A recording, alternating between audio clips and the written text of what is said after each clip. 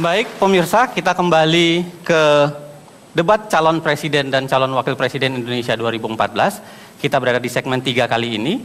Di segmen ini, saya akan melontarkan pertanyaan dalam kaitan dengan tema ini. Satu pertanyaan yang akan dijawab oleh berdua secara berurutan. Dan satu lagi pertanyaan yang akan juga dijawab secara berurutan.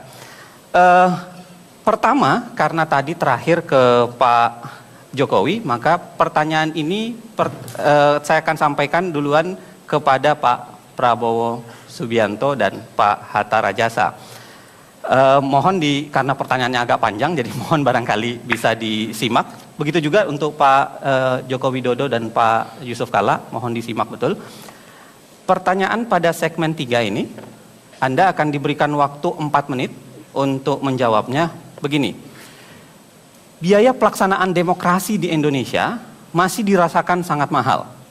Ini terlihat dari besarnya biaya pengelolaan organisasi partai politik hingga biaya pencalonan dan pemilihan anggota parlemen.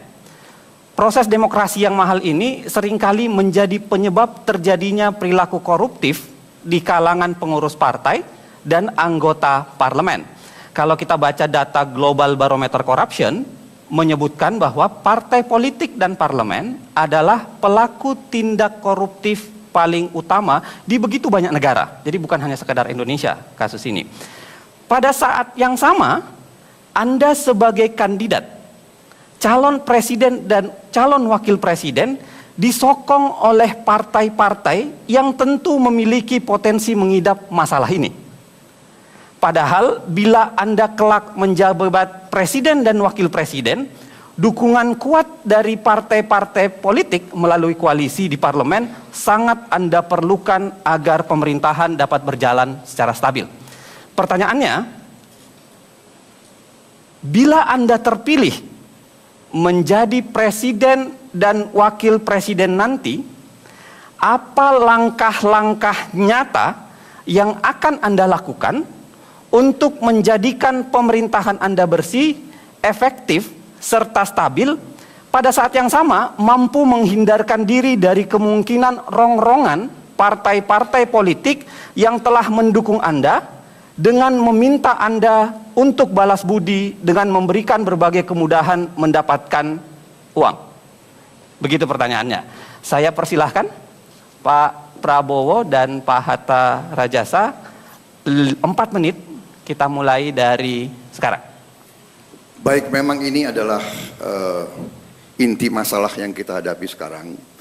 Tetapi saya percaya dengan adagium bahwa tidak ada pengikut yang jelek, hanya ada pemimpin-pemimpin yang jelek.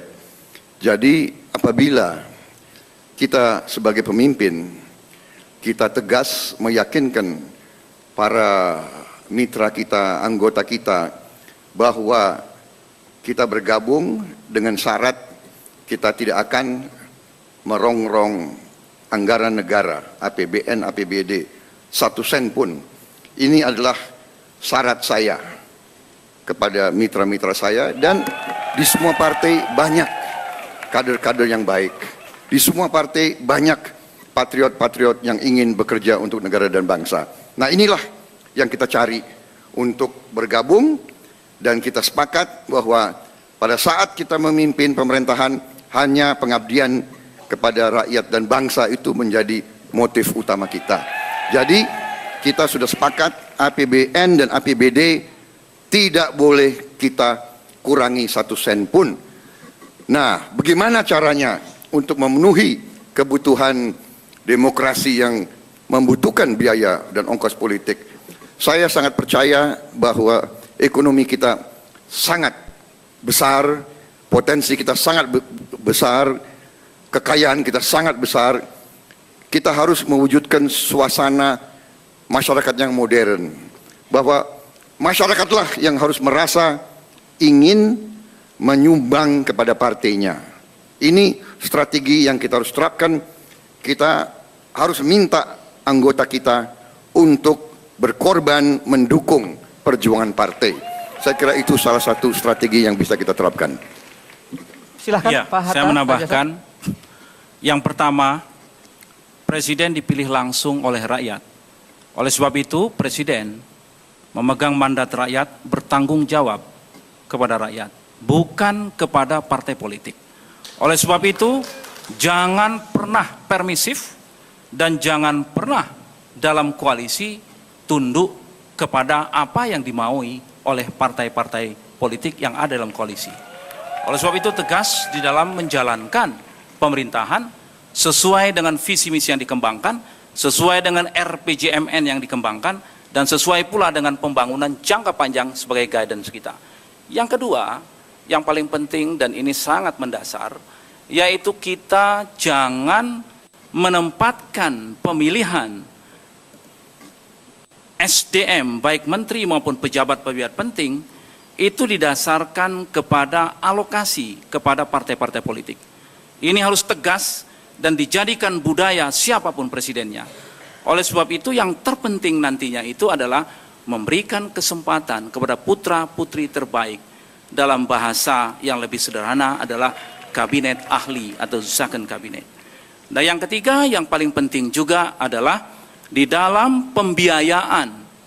Tadi dikatakan demokrasi kita yang sangat mahal, maka pemerintahan mendatang harus melakukan evaluasi kritis terhadap cara kita melaksanakan pemilihan pilkada, pemilihan legislatif yang tadi dikatakan syarat dengan uang. Oleh sebab itu kami bertekad nanti akan menyempurnakan ini.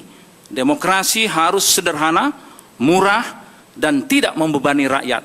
Dan demokrasi harus menghasilkan putra-putri terbaik, apakah ia akan ada di legislatif, apakah ia akan menjadi bupati, wali kota, gubernur, atau menjadi presiden dan wakil presiden. Jadi demokrasi yang betul-betul dari rakyat untuk rakyat dan betul-betul menuju kepada kemakmuran. Terima kasih Pak Hatta Rajasa dan Pak Prabowo.